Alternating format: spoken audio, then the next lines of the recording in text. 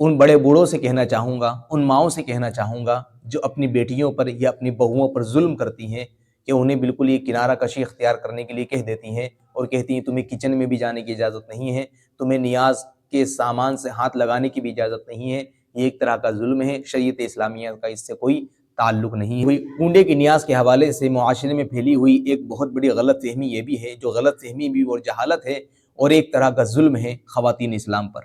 اور یہ کون ظلم کر رہا ہوتا ہے؟ یہ گھر کے بڑے بوڑھے ظلم کر رہے ہوتے ہیں، گھر کی جو بڑی امائیں ہوتی ہیں وہ ظلم کر رہی ہوتی ہیں اپنے بہوؤں پر۔ وہ کیا کہ جیسے کہ صاحب کنڈے کی نیاز دلوانی ہے، اب وہ بہو یا بیٹی وہ حالت حیض میں ہو گئی، یعنی کہ ماہواری کی حالت میں ہو گئی۔ اب کچھ خواتین تو یہ سمجھتی ہیں کہ ہم ماہواری کی حالت میں ہو گئی، حالت حیض میں ہو گئی، پیریڈ کے دن شروع ہو گئے، لہذا ہم نیاز نہیں پکا سکتے، نہ نیاز دلا سکتے ہیں۔ ٹھیک، اچھا، دوسری طرف یہ ہے کہ وہ خواتین اسلام سوچتی ہیں کہ صاحب ہم نیاز دلائیں، ہم پوڑیاں پکائیں، ہم جو ہے ٹکیاں پکائیں، لیکن جو گھر کے بڑے بوڑھے ہوتے ہیں انہیں ایک سائڈ کر دیا جاتا ہے کہ نہیں بھائی ان سے کسی طرح کی نیاز مت پکوائیے گا، انہیں اس کمرے میں بھی داخل مت ہونے دیجیے گا کہ جس کمرے میں نیاز کا اہتمام کیا جا رہا ہے، یہاں تک کہ کچن میں بھی داخل ہونے کی پرمیشن نہیں ہوتی ہے ان خواتین کو جو ماہواری کی حالت میں آ جاتی ہے۔ تو دیکھیے یہ ایک طرح کا ظلم ہے، اسلام کا اس سے کوئی تعلق نہیں ہے، ٹھیک ہے نا۔ شرعی مسئلہ کیا ہے وہ سماعت کر لیں، بیان کرنا ہمارا کام ہے، عمل کریں یا نہ کریں وہ آپ کے اوپر ہے۔ شرعی مسئلہ یہ ہے کہ حیض و نفاس والی عورت ایسی حالت میں اپنے ہاتھ خوب پاک و صاف کر کے نیاز پکا سکتی ہیں۔ حدیث پاک میں آیا ہے کہ عورت کا حیض اس کے ہاتھ میں نہیں ہوتا، عورت کی جو گندگی ہے وہ اس کے ہاتھ میں تھوڑی لگی ہے۔ چنانچہ مسلم شریف میں حضرت عائشہ صدیقہ رضی اللہ تعالی عنہا سے مروی ہے، وہ بیان کرتی ہیں امرنی رسول اللہ صلی اللہ تعالی علیہ وسلم ان اناولہ الخمر من المسجد فقلت انی حائض فقال تناوليها فان الحیضة لیست فی یدک، یعنی کہ حضرت عائشہ صدیقہ رضی اللہ تعالی عنہا فرماتی ہیں کہ نبی کریم علیہ السلام نے مجھ سے فرمایا کہ ہاتھ بڑھا کر مسجد سے مصلی اٹھا دینا۔ میں نے عرض کی یا رسول اللہ میں حائضہ ہوں۔ اس پر حضور علیہ السلام نے ارشاد فرمایا اے عائشہ تیرا حیض تیرے ہاتھ میں نہیں۔ کیا مطلب؟ کہ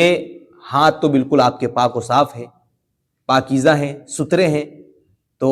آپ مصلی اٹھا کر دے دیجئے۔ جب ہاتھ میں کسی طرح کی کوئی گندگی نہیں ہے، پاک و صاف ہے، تو آپ مصلی اٹھا کر دے دیجئے، مصلی اٹھانے میں کوئی دقت نہیں ہے۔ تو اس حدیث پاک سے یہ بات کلیئر ہو گئی کہ چاہے کھانا بنانا ہو، وہ چاہے نیاز کا کھانا ہو یا گھر کا ویسی کھانا ہو، اگر خواتین اسلام بناتی ہیں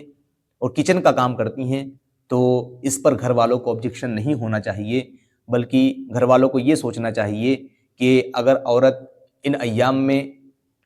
اس حالت سے ہو گئی ہے تو اس میں اس کا خود کا کوئی عمل دخل نہیں ہے، بلکہ یہ تو من جانب اللہ ہر عورت کے ساتھ ہوتا ہے، اور ہاتھ بالکل پاک و صاف ہوتے ہیں، تو لہذا ہاتھوں سے جو بھی کام کیے جائے تو وہ بھی پاک و صاف ہوگا۔ اسی طرح جو نیاز فاتحہ کا جو سامان بنایا جاتا ہے کنڈے کی نیاز کے لیے، تو وہ بھی پاک و صاف ہے، طیب ہے، اور جس ہاتھ سے بنایا جائے گا وہ ہاتھ بھی پاک و صاف رہے گا، تو اس میں کوئی حرج نہیں ہے۔ تو خواتین اسلام اپنے اوپر یہ ظلم نہ کریں، اور میں